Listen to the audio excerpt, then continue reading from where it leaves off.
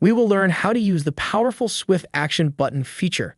Let's log into an end-user app such as Field Reporting. This app pertains to assets and its sensor details on field. Click Meter Reading from the sidebar. Here the features includes equipment number, asset description, odometer current reading, fuel meter, and hour meter reading. Click on any equipment number item to update any asset's meter reading. Update the date field. Update Oddometer reading. Update fuel meter and hour meter reading. And press the Update Readings action button.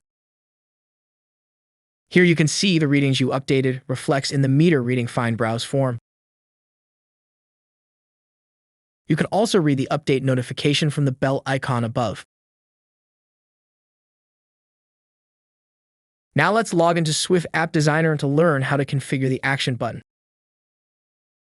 Click on the Applications tab from the sidebar. Click on the Field Reporting app. Head straight towards the Update Reading View action form, which is mapped with the meter readings equipment number field.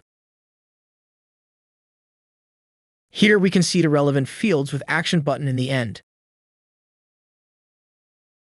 The action button was dragged and dropped from the sidebar. Click on the button's configuration. Enter text to display. Select J.D. Edwards Orchestration from the Channels drop-down. Select Swift Update Meter Readings from the Orchestrations drop-down. Map relevant form fields with the orchestration input from the J.D. Edwards backend.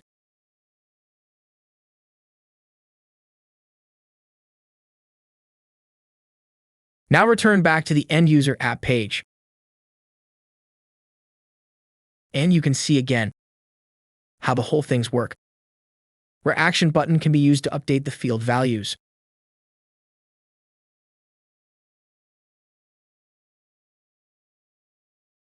And you can even see the data in the card view form.